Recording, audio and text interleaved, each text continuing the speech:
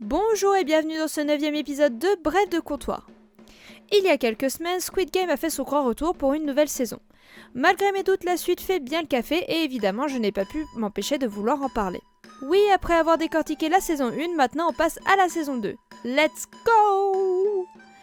Squid Game est une série sud-coréenne de 2021 dont la deuxième saison est sortie en 2024 évidemment. On suit l'histoire de Seung Ji-hoon, un père absent et endetté qui se retrouve à jouer à un jeu mortel où les participants s'opposent les uns aux autres pour gagner 45,6 milliards de won.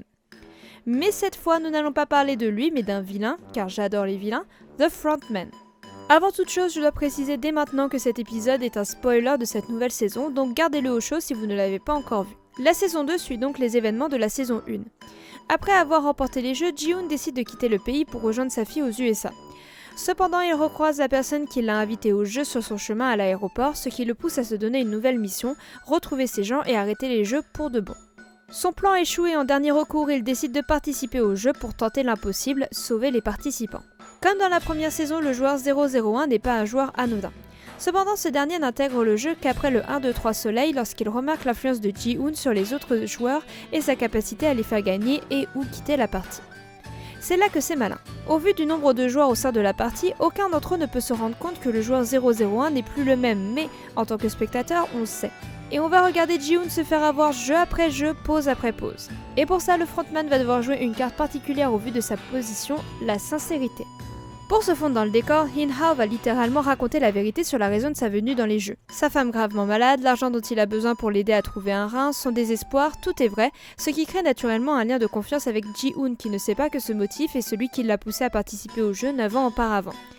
Toutes les actions du frontman par la suite vont être uniquement de cet ordre. Utiliser de véritables motifs pour justifier sa présence au jeu, ses décisions, être enthousiaste face à la victoire des adversaires, continuer à voter contre la poursuite des jeux, etc. etc.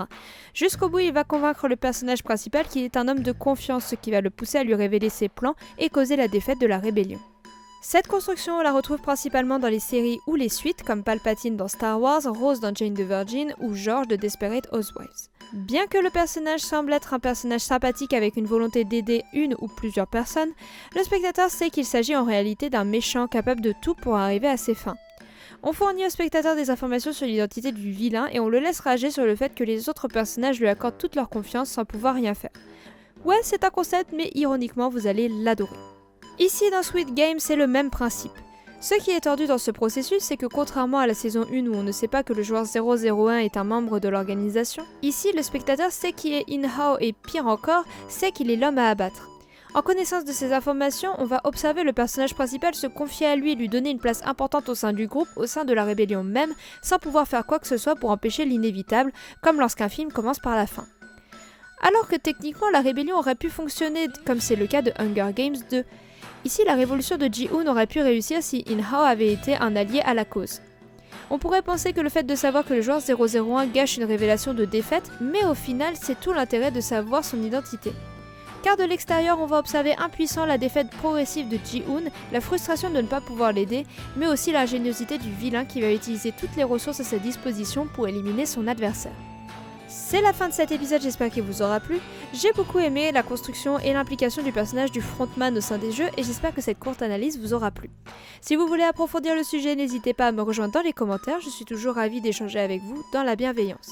Si vous avez aimé, n'hésitez pas à liker et à partager et à vous abonner si ça n'est pas déjà le cas. On se retrouve la semaine prochaine pour notre épisode sur Winter Break. D'ici là, prenez soin de vous et passez une bonne semaine. Ciao, bye bye!